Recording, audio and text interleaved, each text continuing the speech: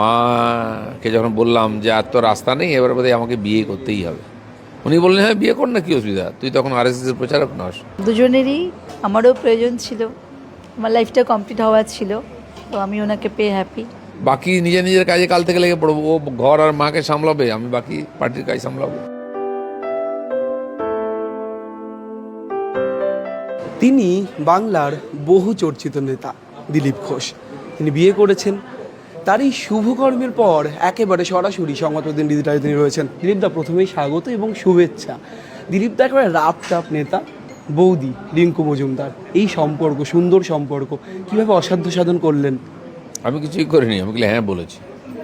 সে ওনাকে ধন্যবাদ দিন, আমার মাকে ধন্যবাদ দিন, যারা সংসার সামলান।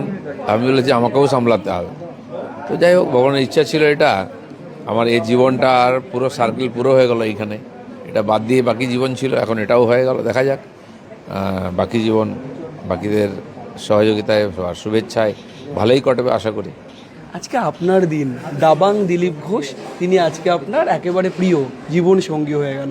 কি কি এই প্ল্যান, কীভাবে এই সুন্দর প্রেমের সম্পর্ক বা যেভাবে আজকে আপনারা বিবাহ বন্ধনে আবদ্ধ হলেন, এই পুরো জার্নিটা যদি একটু সংক্ষেপে বলেন।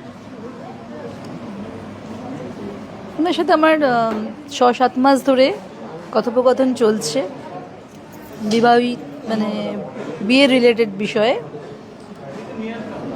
তো উনি একটু সময় নিয়েছেন, আমাকে বোঝার চেষ্টা করেছেন, জানার চেষ্টা করেছেন। তারপরে ওনার মনে হয়েছে, মায়ের পারমিশন নিয়েছেন, মাও রাজি আছে, প্রয়োজনীয়তাও আছেন। তো দুজনেরই আমারও প্রয়োজন ছিল, আমার লাইফটা কমপ্লিট হওয়ার ছিল, তো আমি ওনাকে পেয়ে হ্যাপি। আপনি খুব সুন্দর কথা বলেন এবং আপনার সাথে আমি যতবার রাজনৈতিক বিভিন্ন সময় দেখা হয়েছে, আগেও আপনি জানেন কালও কথা হচ্ছিল আমাদের, সেখানে থেকে দিলীপদাও খুব সুন্দর কথা বলেন। দিলীপদা সবসময় চর্চায় থাকেন। দিলীপদা এই চর্চায় থাকা, সুন্দর কথা বলা, রিঙ্কুদির মন পাওয়ার জন্য কি এটাও অনেকটা কাজে লেগেছে? কোনো মন পাওয়ার নেই, দুজনের প্রয়োজন ছিল। বিয়ের মনে হয়েছে আমার প্রয়োজন, তার তো ছিলই।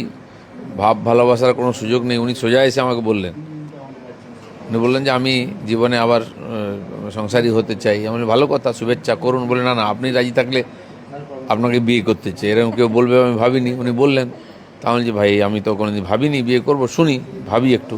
2-3 মাস আমার মন ঠিক করতে লেগেছে। তখন মায়ের ব্যাপার ছিল, মাকে দেখার কেউ নেই, এটাও আমার মনে হলো হতে পারে।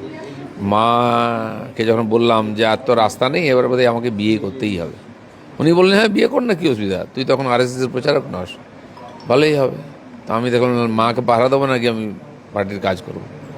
সেখান থেকে ব্যাপারটা এগিয়েছে, 3-4 মাস সময় লেগেছে ওই সব ঠিকঠাক হতে। উনিও মাঝে মধ্যে এসছেন বাড়িতে, মাকে সামলেছেন যখন আমি থাকিনি। তো তার মাও ওনার বাড়িতে গেছেন দেখার বোঝার ব্যাপারটা, তারপরে হয়ে গেল। আমার একদম শেষ প্রশ্ন যে নেক্সট প্ল্যান কি? দুজনের কাছেই যাবো একে একে। নেক্সট হানিমুন থেকে শুরু করে রাজনীতি, দলের বড় দায়িত্ব, নির্বাচন আসছে সামনে, একাধিক ইস্যু, সব মিলে কি করে ব্যালেন্স করবেন? আগে দিলীপদা, তারপরে বৌদি। দুজনেই আমরা রাজনীতি কর্মী। ও একা ছিল, ছেলেকে সামলে ছেলেকে বড় করেছে, ছেলে চাকরি করছে প্রতিষ্ঠিত। আমিও একা ছিলাম। আমি যেহেতু পার্টি আমাকে বড় দায়িত্ব দিয়েছে, এমএলএ এমপি হয়েছে, আমার সঙ্গে লোকজন ভিড় ভাড় বেশি। বাকি ব্যক্তিগত জীবনে আমি 40 বছর আগে যেরকম ছিলাম সেরকমই আছি। খাওয়া পড়া জীবনযাত্রার মধ্যে কোনো আড়ম্বর নেই। সেরকম বিয়েও করলাম এরকম ঘরোয়াভাবে। কোনো নেতা এভাবে বিয়ে করে না, অন্যের পয়সায় ফুটানি করে। আমি তো পয়সাই খরচা করিনি, আমার যারা আত্মীয় স্বজন এসছেন তারা বাড়িতেই খাচ্ছেন। তো সেই জন্য এটা একটা আমাদের যে জীবনের যে বাস্তবতা, তার একটা দিক, সেটা পূর্ণ হলো। 16 কলা পূর্ণ হয়ে গেলো আজকে। বাকি নিজের নিজের কাজে কাল থেকে লেগে পড়বো, ও ঘর আর মাকে সামলাবে, আমি বাকি পার্টির কাজ সামলাবো। বৌদি, নেক্সট প্ল্যান কি যদি একটু সংক্ষেপে বলেন? ঘুরতে যাচ্ছেন কোথাও দিলীপদাকে নিয়ে? ঘোরাটা তো সেকেন্ডারি, ওটা তো পার্ট অফ লাইফ। হ্যাঁ, প্রায়োরিটি আছে ওনার রাজনৈতিক জীবনযাত্রার ফাঁকে সময় হলে নিশ্চয়ই যাব, কেন যাব না। ঠিক আছে, ধন্যবাদ। আমাদের সঙ্গে ছিলেন রিঙ্কু মজুমদার এবং দিলীপ ঘোষ। তারা জানালেন তাদের এই বিবাহ জীবন আগামী দিনের ঠিক কী প্ল্যান তারা করছেন। ক্যামেরায় সুমনের সঙ্গে নমিন দাসের রিপোর্ট, সংবাদ প্রতিদিন।